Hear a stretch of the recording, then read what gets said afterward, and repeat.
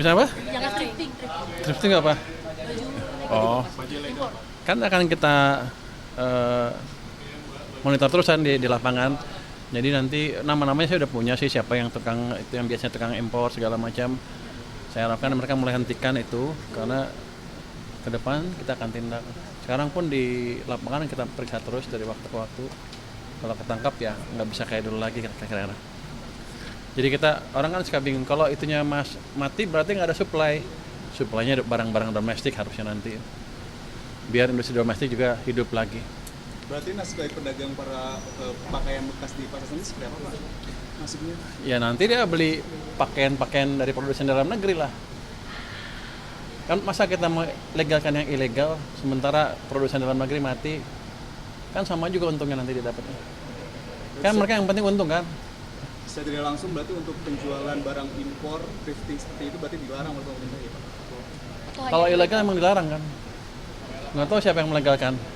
Kalau saya pikir sih ilegal harusnya dilarang, kecuali dia bisa legal dengan melalui jalur tertentu. Tapi kalau selama ini kan yang disebut balpres itu kan, itu akan dilarang. Dan saya pernah bilang kan, tanya ke orang bea cukai apa hukumannya hanya ditaruh di mereka, bahannya dimusnahkan terus orangnya dipenjara.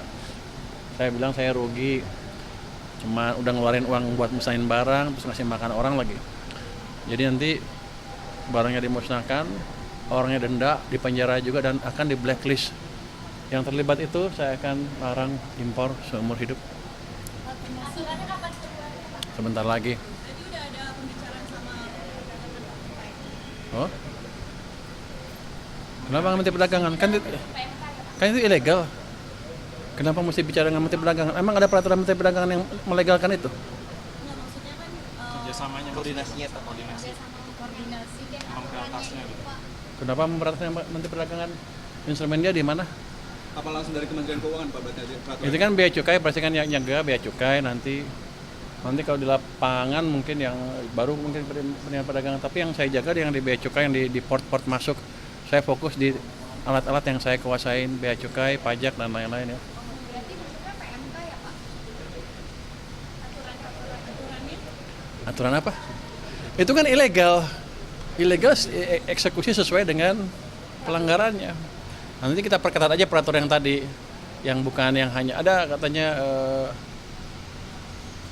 kelemahan hukum di sana, tapi kan kita bisa akalin nanti di lapangan seperti apa. Pak, kalau mitigasinya gimana sih Pak kalau ada penolakan dari para pedagang itu? Gitu kan. Penolakan, siapa yang nolak saya tangkap duluan. Kalau yang pelaku thrifting yang nolak-nolak itu ya saya tangkap duluan ya, berarti kan dia pelakunya, clear. Malah maju, malah untung saya. Coba yang ini, dia kan ngaku bahwa saya pengimpor ilegal kan. Alhamdulillah. Pak, di pasar Senen kan juga banyak yang menjual pakaian bekas itu ya Pak. Termasuk itu juga Pak. Ya, nanti otomatis kalau itunya kurang kan, suplainya kurang, dia juga kurang.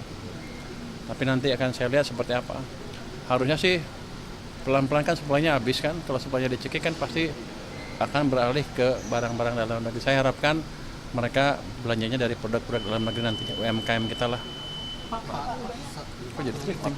Pak, Oke. ini kan ada tanggapan Pak dari Pak Hasan Asmi bahwa ya gaya komunikasi Bapak lagi-lagi dikritik begitu Kenapa? di kabinet. Nah itu gimana? Mana indeks mana tuh? Gambar saya tunjukin ya. Saya gambar. Itu saya selalu pakai survei ke masyarakat. Apakah saya mengurangi kepercayaan masyarakat pemerintah apa tidak? Kalau dari angka kita yang terakhir, ini baru keluar angka bulan survei bulan Oktober ini dari dulu, dan anak saya sekarang di surveinya dilakukan oleh LPS. Ini indeks kepercayaan masyarakat ke pemerintah. Kalau jatuh seperti ini keadaan buruk. Kalau sana bagus.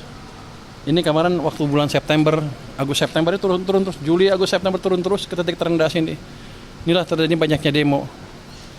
Tapi setelah kita lakukan kebijakan yang mungkin untuk bagian kalangan agak drastis, agak ceplas-ceplos, tapi ini berhasil mengembalikan sentimen masyarakat ke pemerintah.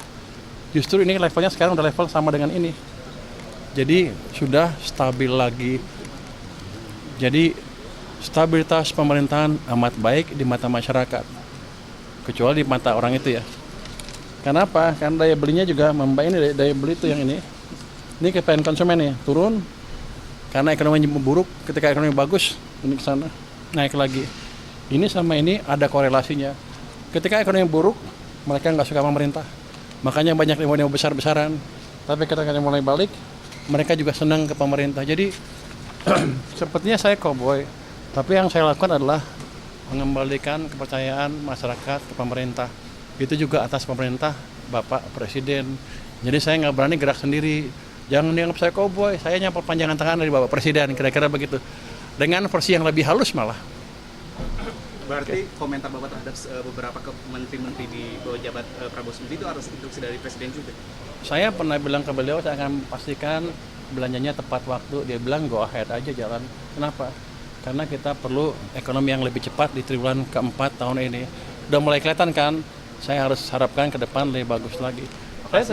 Saya tidak mencampuri kebijakan mereka ya, tapi memastikan bahwa penyerapan anggarannya tepat, karena uangnya kan ada biayanya untuk saya, ada kosnya. Makasih ya. Makasih ya teman-teman ya. Soal anggaran.